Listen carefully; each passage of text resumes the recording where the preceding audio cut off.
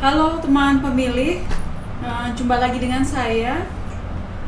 Saat ini KPU Provinsi Jawa Tengah sedang memasuki masa pengajuan perbaikan dokumen syarat calon yang ongoing ya, sedang berjalan sejak tanggal 26 Juni sampai dengan 9 Juli.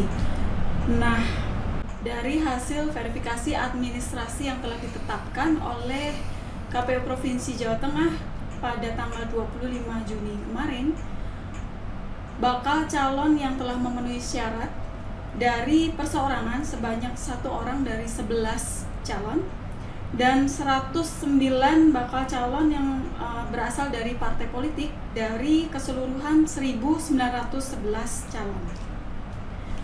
Adapun penetapan daftar calon sementara mendatang akan ditetapkan pada tanggal 18 Agustus 2023. Nah, saat ini sudah hadir bersama kita Ketua Divisi Hukum dan Pengawasan KPU Provinsi Jawa Tengah, Bapak Muslim Aisyah, yang akan berbagi informasi bersama kita apa saja nih kira-kira potensi sengketa yang akan kita dapatkan nih, atau kira-kira harus kita antisipasi supaya kita bisa hindari. Selamat datang Pak Muslim. Selamat Mbak Nuko ya. Saya tegang banget sih sama Bapak. Bapak sehat? Sehat, alhamdulillah. Dan itu harus selalu kita jaga supaya ya, tahapan bisa kita kawal dengan baik. Gitu. Bapak, selama masa tahapan pencalonan, kalau kami tidak salah memperhatikan, seluruh divisi hukum dan pengawasan baik provinsi, kabupaten, kota maupun RI, bahkan RI ya, itu istilah kalau orang Jawa bilang ngamping-ngampingi ya Pak. Yeah. Nah, kalau ngamping-ngamping ini Pak, dari perjalanan kita sampai dengan di tahapan kemarin penetapan hasil verifikasi administrasi itu, kira-kira ke depan potensi apa aja Pak kalau ada sengketa itu muncul gitu Pak? Iya, memang itu bagian dari tugasnya divisi hukum ya, yang dalam pelaksanaannya itu harus mendampingi setiap tahapan. Dan kebetulan kalau bicara soal masalah hukum yang bermuara itu di sengketa misalnya, atau masalah hukum yang lain, itu salah satu yang paling krusial memunculkan potensi sengketa itu adalah di pencalonan ini. Dan tadi Mbak Nuko sudah sampaikan hasil verminnya kan menunjukkan bahwa hanya sebagian kecil ya yang dinyatakan MS. Artinya MS itu memenuhi syarat. Tadi DPD dari 11 baru satu. Kalau satu dan sudah dinyatakan MS, berarti yang bersangkutan itu udah nggak lagi melakukan proses perbaikan. Berarti nanti tinggal nunggu tahapan setelah perbaikan ya. Kemudian yang calon yang tadi disebut ada 109 ya, dari total 1911 jumlah calon yang diajukan oleh partai, itu artinya hanya sekitar 10% aja yang dinyatakan MS, dan selebihnya itu harus melakukan proses perbaikan. Mungkin hari ini sebagaimana yang tadi disampaikan, proses pengajuan perbaikan yang nanti kita akan tunggu, memang belum ada tanda-tanda ya kalau bicara hari ini bahwa sudah ada potensi sengketa yang muncul. Mungkin potensi sengketa itu baru muncul kalau nanti sudah ada penetapan DJS. Kalau lihat dari situasi hari ini, karena partai masih diberi kesempatan untuk memperbaiki. Taruhlah misalnya yang tadi di luar 19 ya yang dinyatakan MS kemudian melakukan perbaikan, ini pure menjadi ranahnya partai politik untuk melakukan perbaikan, sehingga ya belum kelihatan kalau hari ini. Tetapi kita meyakini, karena kan kita punya pengalaman ya, karena pencalonan ini dinamikanya terjadi di internal partai tapi dampaknya di kita. Nah, karena dampaknya di kita di penyelenggara, maka salah satu yang kita pastikan adalah bahwa apa yang dilakukan oleh KPU dalam melakukan verifikasi administrasi itu harus benar-benar sesuai dengan ketentuan dan tidak ada dokumen yang punya potensi diragukan soal keabsahan dan kebenarannya, dan itu kita udah lakukan di proses Vermin yang kemarin. Nah, hanya saja nanti kita akan tunggu setelah proses perbaikan ini sampai tanggal 9 Juli. Nanti setelah itu ada proses verifikasi perbaikan lagi yang dilakukan oleh KPU. Mudah-mudahan nanti nggak ada kendala yang berarti sampai nanti menuju proses DCS ya. Nah, di DCS itu kan ada kesempatan partai juga kemudian melakukan pencermatan. Jadi selebihnya secara teknis kita lakukan seperti itu. Kemudian potensi sengketanya kita akan tunggu di setelah penetapan DCS. Katakanlah ada satu calon misalnya ya, atau lebih yang memang dinyatakan tidak memenuhi syarat, sehingga nanti ujungnya dia nggak bisa menerima terhadap status TMS itu. Nah, nanti melalui partainya dia bisa menyampaikan keberatan kepada KPU. Tetapi sengketa ini kan bukan KPU yang nangani ya. KPU bersiap-siap aja untuk mempertanggungjawabkan apa yang dilakukan itu sesuai dengan kebenaran. Kira-kira begitu, Mbak Muga ya, dari jadi, sisi ini. Dari sisi penyelenggara, untuk mengantisipasi ke depan adanya potensi sengketa yang muncul itu yang harus dipegang ya sesuai aja ya Pak ya, jalaninnya sesuai ketentuan, sesuai arahan apa yang RI udah bilang gitu ya Pak ya. Iya kan kita punya semacam standar ya, standar operasional prosedur, dan prosedur ini yang nanti menentukan apakah saat di gugat yang berwujud sengketa itu kita bisa pertahankan apa enggak. Maka sebagai penyelenggara harus mengacu itu gitu. Tetapi kan untuk memastikan orang itu tidak bersengketa kan kita nggak bisa gitu ya. Misalnya begini, seseorang yang kita nyatakan TMS misalnya, ya harus sesuai dengan keadaannya, bahwa dokumennya itu nggak sesuai, dokumennya itu ternyata tidak benar, dokumennya itu dikeluarkan oleh pihak instansi yang tidak berwenang, sehingga menyebabkan dokumen itu tidak sah misalnya. Harus berpatokan sama ketentuan-ketentuan yang sudah diatur seperti itu. Dan pengalaman kita di Vermin kan menunjukkan itu. Misalnya kalau kita sebut saja pengalaman tentang dokumen ijazah. Dokumen ijazah itu kan legalisir, pokoknya itu adalah satker atau instansi yang atau pihak sekolah yang mengeluarkan ijazah itu, kan begitu ya. Tapi kalau kemudian kita temukan legalisirnya bukan dari sekolahan yang bersangkutan, padahal sekolahnya secara wujud masih ada, maka kan itu nggak benar misalnya, karena kita dapatkan bahwa legalisir itu oleh pihak yang nggak berwenang, dalam ini misalnya notaris misalnya, itu kan nggak benar. Artinya kita harus berpedoman pada situasi yang keadaannya memang faktanya seperti itu, dan kita mengacu sama ketentuan. Seandainya orang yang nanti di TMS dengan kondisi seperti ini, kan meskipun dia berkeberatan dengan mensengketakan KPU, KPU kan bisa mempertahankan apa yang sudah dilakukan, sehingga ya sengketanya bisa aja dinyatakan tidak benar, sehingga KPU bisa mempertahankan keputusannya. Yang kedua misalnya soal umur ya. Umur itu kan ketentuannya sudah sangat pasti, bahwa seorang calon itu umurnya harus 21 tahun ya.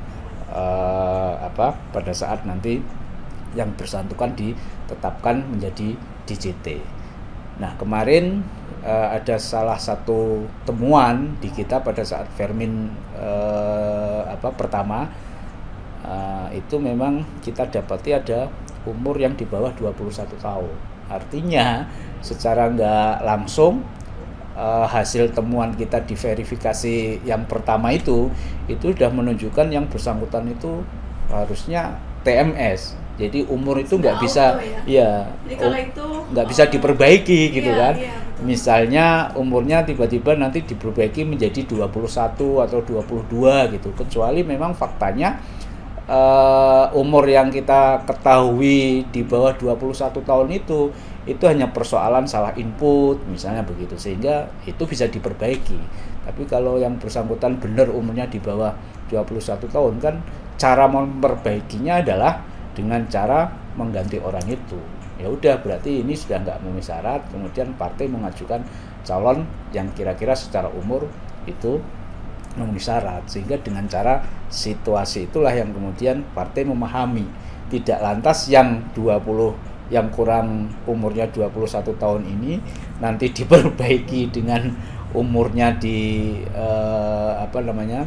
dinaikkan, tapi sesungguhnya secara fakta umurnya belum. Nah, yang seperti ini itu pun ketika nanti kita lakukan verifikasi ulang di fase perbaikan akan kedapatan fakta yang kemudian memang secara umur nggak memenuhi syarat. Nah, tapi saya yakin partai akan memahami situasi atas keadaan calon-calon yang kemarin kita udah lakukan verifikasi, dan raportnya secara personal itu udah diidentifikasi. Apalagi KPU ya secara gamblang itu menjelaskan untuk dokumen ijazah ini cara memperbaiki, kalau belum ada berarti besok dilengkapi harus ada, kalau belum legalisir oleh pihak yang berwenang besok harus dilegalisir oleh pihak yang berwenang. Nah, penjelasan detail seperti ini kan kemarin juga sudah kita berikan, sehingga ya partai secara nggak langsung harusnya sudah memahami detail-detail apa yang harus diperbaiki di masa yang sekarang ini. Kalau itu terjadi sekaligus bisa mengantisipasi munculnya sengketa kan begitu. Sudah auto ya Pak ya. Iya, karena gitu. Kalau nggak salah kemarin KPU Jateng itu udah membagi jadi beberapa tim untuk handle perseorangan dan parpol.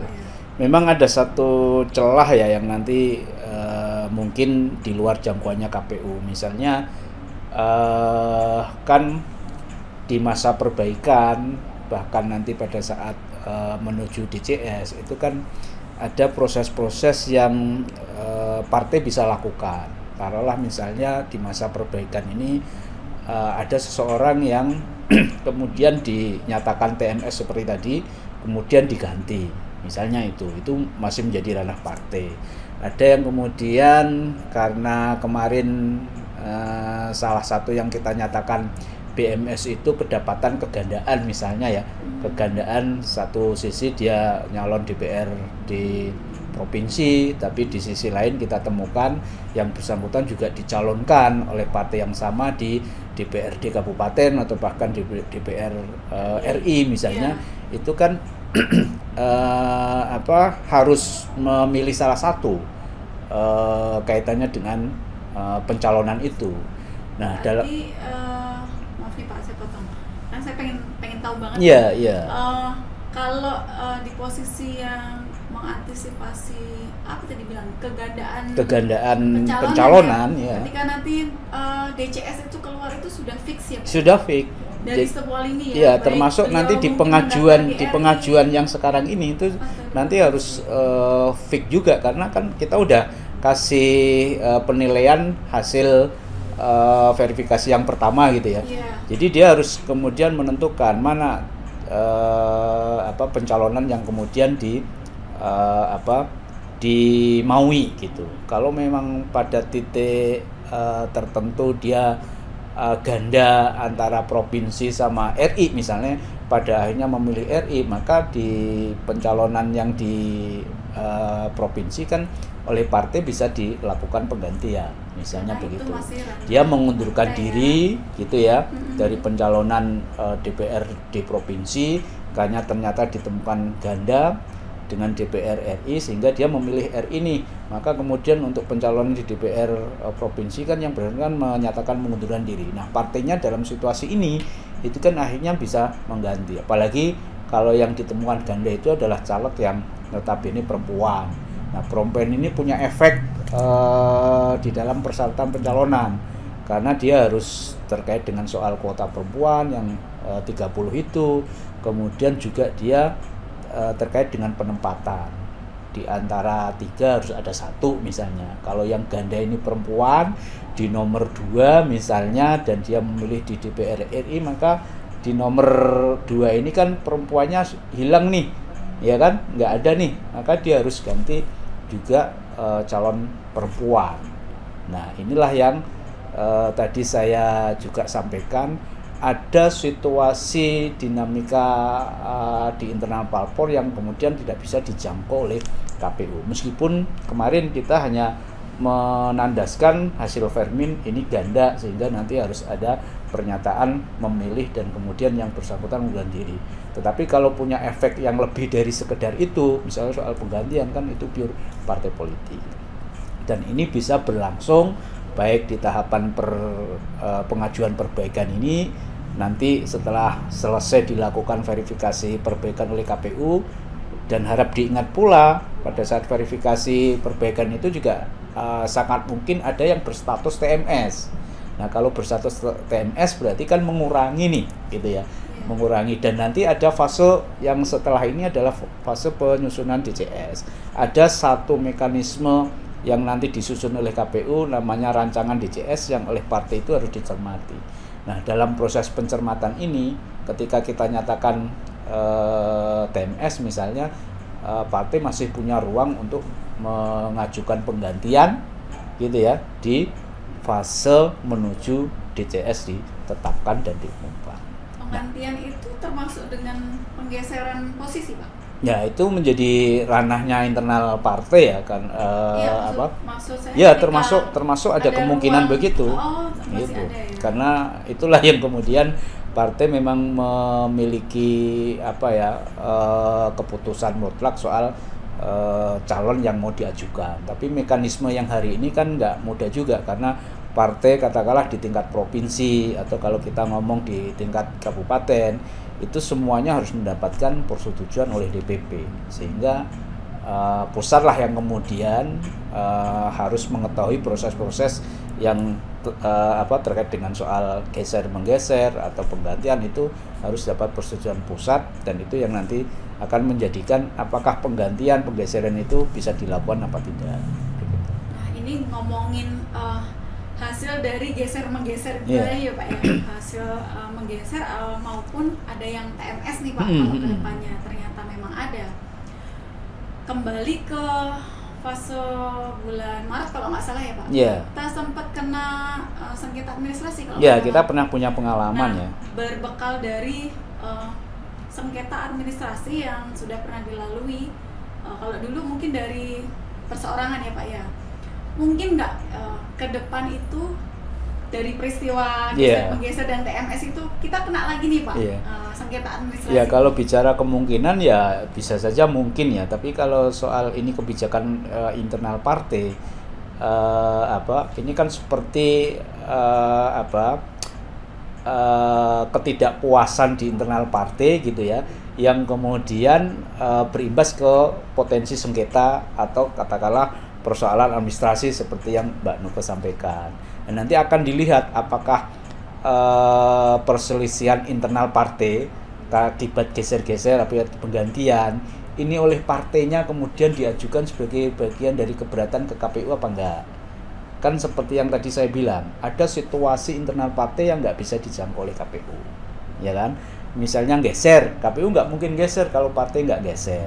Nah, orang yang digeser-geser ini itu kemudian berselisih nih di internal, itu sangat tergantung situasi partai. Nah, kalau itu menyangkut soal sengketa sama KPU atau katakanlah pelanggaran administrasi oleh KPU, maka dia harus disampaikan kepada Bawaslu keberatannya itu. Nah, kalau ini masalah internal partai antar calon yang digeser dan kemudian partainya itu tidak melakukan proses keberatan kepada KPU, kan hanya muncul di internal partai. Nah, ini yang saya nanti menjadi ada dua soal yang harus kemudian dibedakan.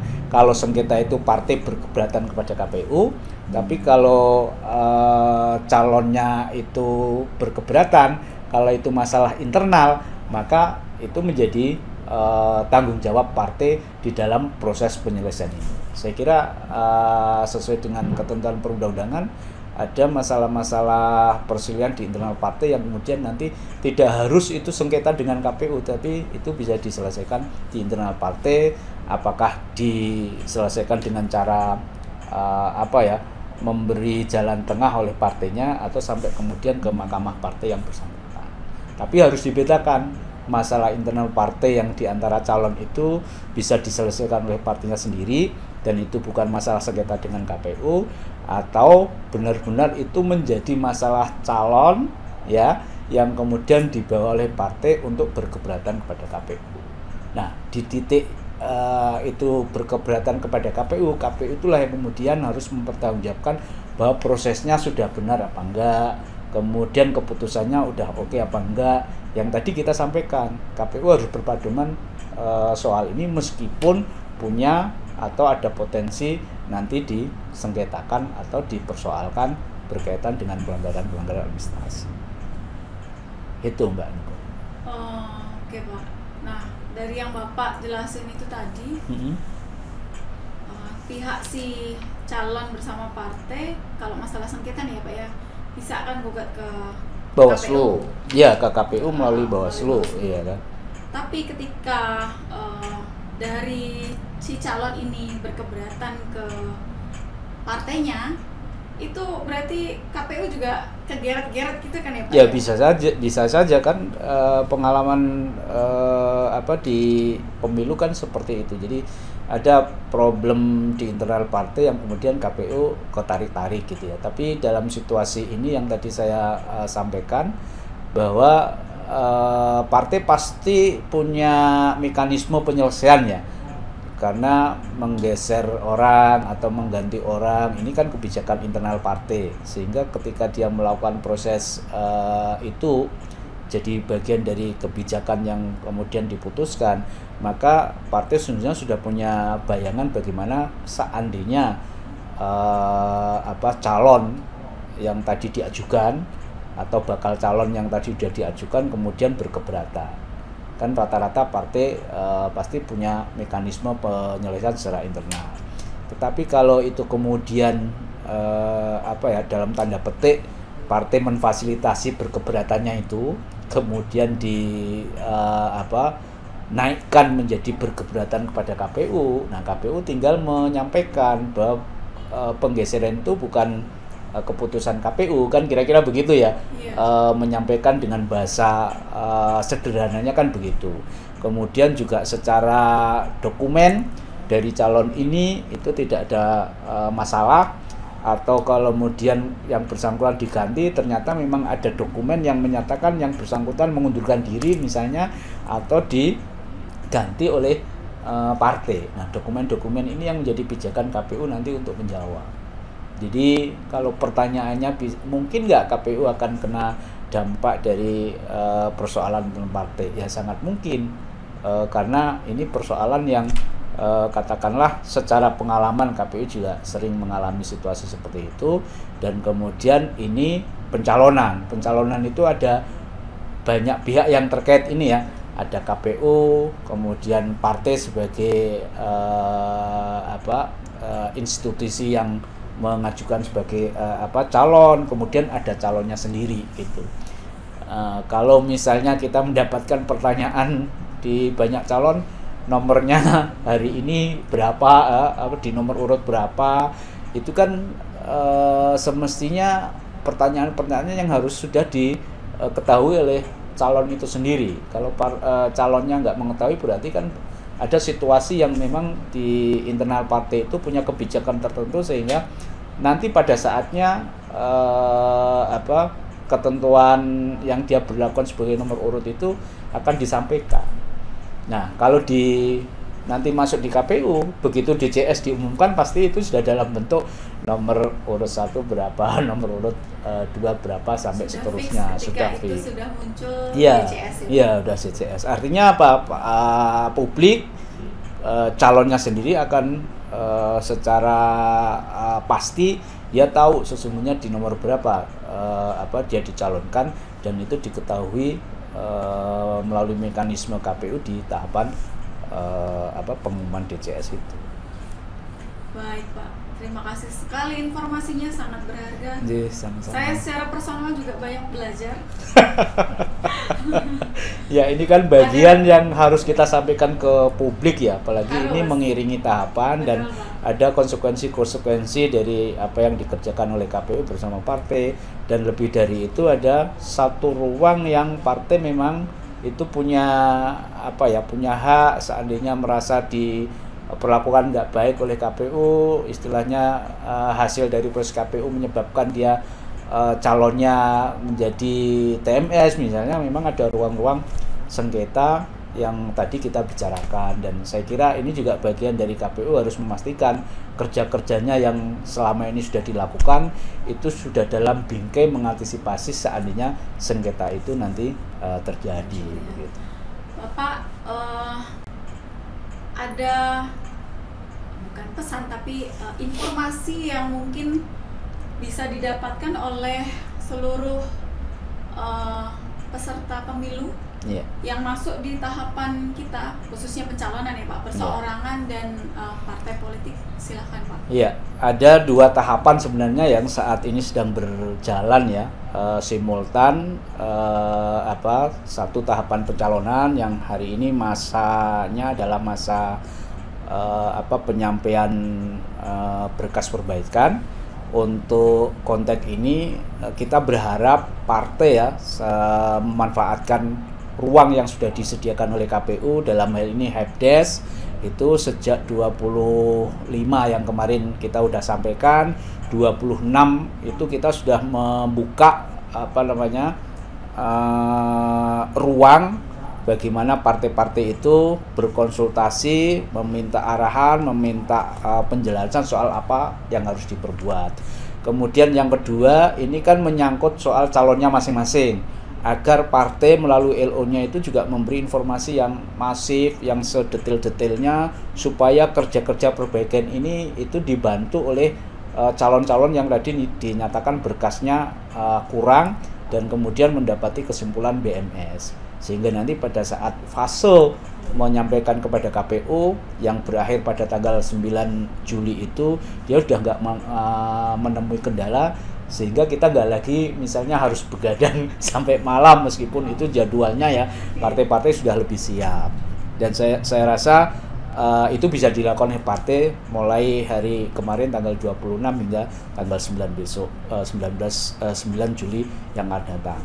Kemudian baru aja tadi pagi kan ya kita menetapkan DPT, artinya kita sudah mendapatkan daftar pemilih tetap untuk pemilu 2024 yang akan datang. Meskipun masih ada satu rekap secara nasional, tapi kita sudah mendapati itu kepastian jumlah DPT di Jawa Tengah yang angkanya saya kira itu sangat besar ya untuk ukuran provinsi kita Jawa Tengah yang terdiri dari 35 kabupaten. Saya itu langsung hafal mengingat berapa jumlah DPT di Jawa Tengah. Angkanya itu sebenarnya cantik, 2891413. Nah, cantik ya? Iya, artinya ketika kita sudah menetapkan DPT ini se-Jawa Tengah, itu partai-partai sudah bisa menjadikan modal ya jumlah DPT ini untuk mengkalkulasi bagaimana pemilu besok dilakukan. Partai bisa merencanakan bagaimana bentuk kampanyenya untuk angka jumlah pemilih yang 28 juta sekian itu, kemudian bagaimana partai-partai itu menyusun strategi untuk mendapatkan suara yang kira-kira memang menjadi target berapa kursi yang diperoleh di Jawa Tengah ini, khususnya untuk DPRD Jawa Tengah, atau karena kita lingkupnya juga ada kabupaten, juga punya target-target kursi-kursi di kabupaten kota. Saya kira partai sudah bisa melakukan persiapan banyak, meskipun tahapannya belum ya, misalnya kampanye masih nanti menunggu tahapan pencalonan itu kelar sampai ditetapkannya DJT. Gitu aja. Dan bagi masyarakat ya sudah, berarti begitu DPT ditetapkan yang bersangkutan, saya kira sudah nggak ada persoalan lagi yang namanya pemilih nggak terdaftar. Itu sudah bisa menggunakan DPT ini, memastikan dirinya ada dan bersiap nanti untuk mengikuti pemilu di tahapan selanjutnya. Gitu, Mbak. Oke, matur nuwun Pak. Terima kasih informasinya yang sudah disampaikan. untuk semua peserta pemilu yang masuk ke kita ya Pak ya, ke KPU Jawa Tengah. Boleh saya minta satu lagi Pak? Iya. Saya minta satu lagi pesan khusus buat teman-teman penyelenggara baik internal di KPU Provinsi Jawa Tengah maupun di kabupaten kota, karena pada proses pencalonan ini kemarin kita bersinggungan dengan Kemenkumham, dengan sekolah-sekolah, dengan dinas pendidikan, juga kalau untuk tanda terdaftar pemilih ya sama-sama ya, sama-sama di sisi kita juga ya. Monggo Pak. Ya, saya kira hari ini di 2 tahapan pokok ini memang yang harus dilakukan teman-teman baik di jajaran KPU Kabupaten Kota maupun kita juga ya di provinsi itu memang memperkuat koordinasi, kemudian kerjasama supaya pemahaman-pemahaman yang selama ini sudah ada dan berkembang itu artinya ternyata kan kita menemukan di lapangan itu ada situasi yang kemudian maksudnya A tetapi faktanya dokumen yang terjadi B gitu ya, atau sama-sama A tetapi dia tidak sesuai dengan A secara utuh. Maka yang perlu kita lakukan hari ini, karena partai juga berproses, kemudian pemilih berproses, itu kita tinggal koordinasikan secara intens, minimal memperkuat itu sampai menghasilkan satu pemahaman yang utuh bahwa yang namanya dokumen ijazah yang diperlukan sesuai ketentuan ini, dokumen keterangan pengadilan sesuai dengan ketentuan yang diperlukan ini, kemudian dokumen-dokumen lainnya dengan pihak instansi lainnya juga begitu, sehingga nggak ada satu miss di antara penyelenggara kita di jajaran internal juga di eksternalnya yang itu sangat berkepentingan terhadap keterpenuhan dokumen khususnya pencalonan dan juga daftar pemilih, terutama yang masih berkait dengan soal dokumen-dokumen kependudukan. Gitu Mbak Nicole.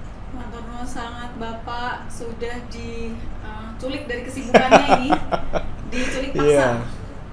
Matur nuwun sangat, ilmunya sangat berharga, terutama untuk teman-teman di lingkup kita ya, di lingkup KPU Jawa Tengah maupun di kabupaten kota, juga tentunya informasi yang berharga untuk semua peserta pemilu yang ada di Jawa Tengah. Itu dia podcast KPU Jateng kita kali ini. Tetap saksikan terus podcast KPU Jateng dan jangan lupa follow nih medsos-medsos kita. Podcast KPU Jateng, terdepan bersuara kepemiluan.